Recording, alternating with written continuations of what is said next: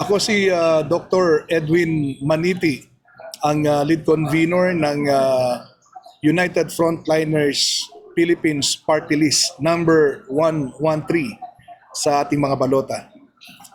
At ang ating United Frontliners Party List ay nagkaisang mga individual at mga organisasyon na siyang nagtutulak at nagbibigay ng mga pangunahing mga serbisyo at pangangailangan sa mga tao, lalo na sa mga panahon ng bagyo at kalamidad.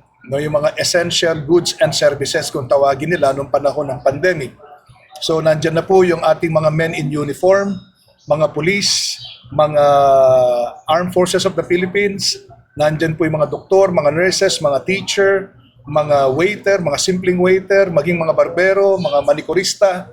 Nagbibigay ng mga essential services po yan sa ating mga komunidad. Yung mga tindera sa palengke, yung mga tricycle driver, mga taxi driver, at marami pang iba. Maging yung mga pare, mga pastor, mga missionary. No? Sila po i-consider din nating mga frontliners. At ang lahat ng ito ay nagkaisa at nagkasundo-sundo upang itatag itong tinatawag na United Frontliners PH. Ito po ang ating bagong party list.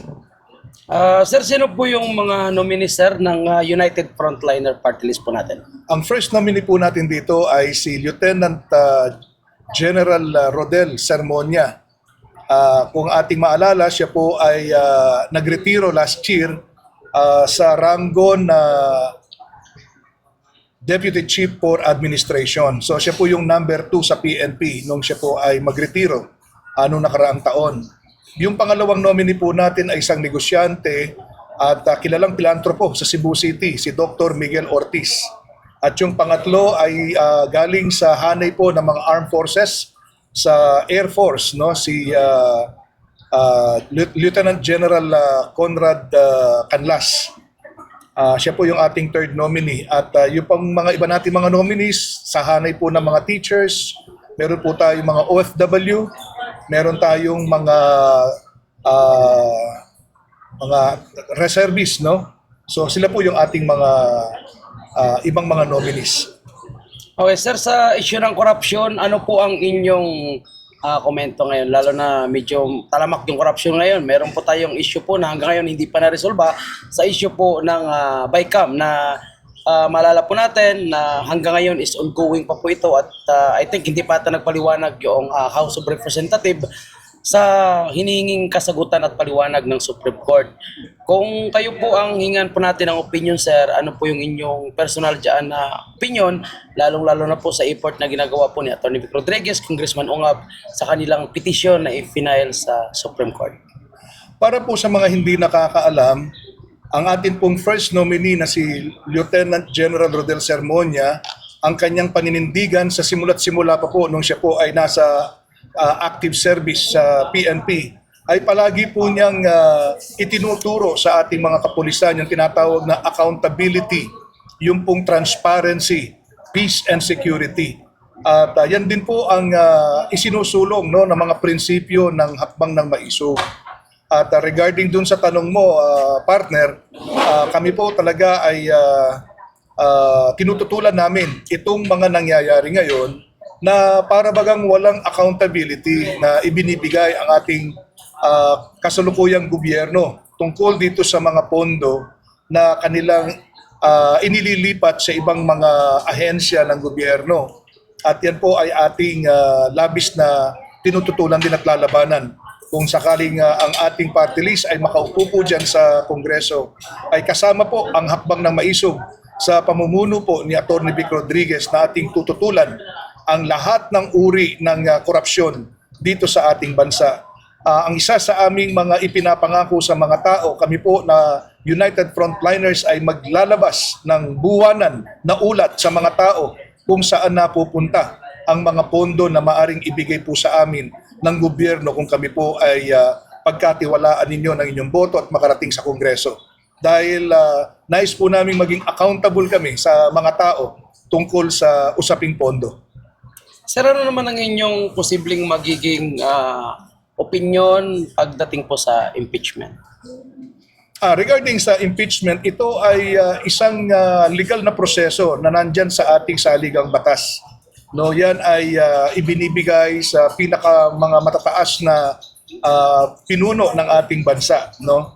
At dahil yan ay nasa batas, yan ay nasa ating saligang batas, yan po ay ating sinusuportahan.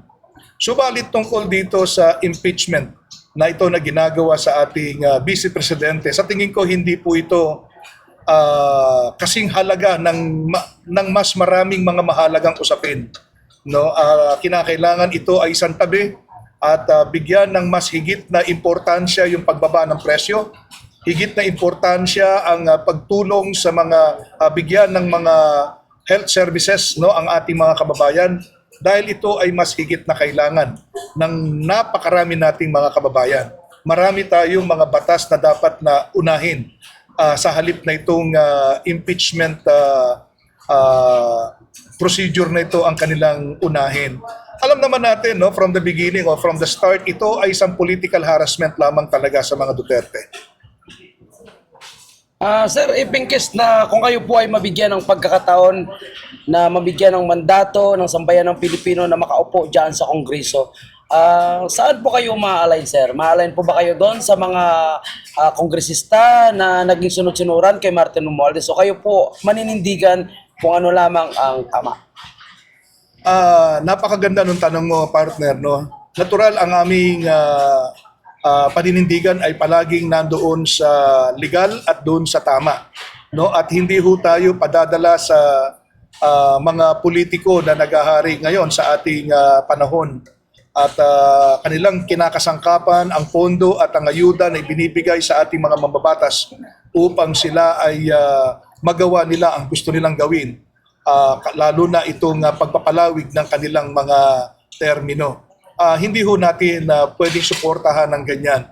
Kinakailangan ay kung ano ang makakabuti sa ating mga taong bayan, makakabuti sa mga matatanda nating mga kababayan, mga senior citizens, mga estudyante, mga kababaihan, ang ating mga simpleng mga mamamayan ay kinakailangan, lalo't higit mga magsasaka at mga mangingisda, no, na sektor, ay kailangan natin silang suportahan at tulungan. Doon kami papanig palagi. Sir, ngayon, isa po sa mainit na pinag-uusapan, no, bilang mga kasamahan po natin sa vloggers na pinapatawag po sila at nakita po natin karamihan po mga vloggers na ito, sila po yung mga nag-expose ng mga sobrang kapretsuhan nitong mga kongresista at sila ngayon ay pinag-initan. So sila ngayon ay gustong busalan. Kung kayo po ay maupo at mabigyan ng mandato diyan sa Kongreso, ano po ang inyong magiging diyan, sir, action or opinion? Yan naman ay binibigyan ng matibay na proteksyon ng ating saligang batas ang malayang pagpapahayag ng bawat individual na Pilipino, no, na tayo ay magpahayag ng ating damdamin. Maaring ito ay kontra o maaring ito'y pabor sa mga namumuno sa ating bansa, no. Ako ay naniniwala na kinakailangan ay patatagin natin ang demokrasya sa ating bansa sa pamamagitan ng pagpapatibay natin nitong mga fundamentals, no, sa ating saligang batas. Higit dito ang malayang pagpapahayag ng kanilang saloobin, ng kanilang mga emosyon, ng kanilang paniniwala, pananampalataya. Yan ay pinoprotektahan ng ating saligang batas. Sa aking palagay, itong pagpapatawag nila sa ating mga kaibigang mga vloggers, no, na nitong Quadcom. Quadcom ba ang tawag ngayon? Tricom na ngayon, Tricom sir. na ngayon. Tricom na ngayon, sir. Ng Tricom ay hindi ko malaman bakit ano ang talagang purpose nito. Maaring meron talagang nagmamalabis na mga kasama natin sa media o talagang umaabuso sa kanilang tungkulin. Subalit, tandaan po natin, no, kapag pinasok mo ang politika, kapag ito ay pinasok mo, dapat kinakailangan maging handa ka sa kritisismo. No, at nandyan naman, no, sa ating saligang batas at marami ng mga pinalabas na kautusan at mga kaso ang Supreme Court, no, na kumakampi doon sa mga media natin, no, sa press freedom natin, na hindi pala isang kaso na kriminal kapag kinriticize mo ang isang taong nakaupo sa gobyerno dahil yan ay parte at kasama ng kanilang trabaho na sila ay mabigyan ng kritisismo tungkol dyan. Kaya kapag pinasok mo yan, pumasok ka sa public service, kailangan talaga maging handa ka rin na ikaw ay tutuligsain, na ikaw ay mumurahin at ikaw ay pipintasan ng ating mga kababayan tungkol sa trabahong ginagawa mo. Final question na lang, sir.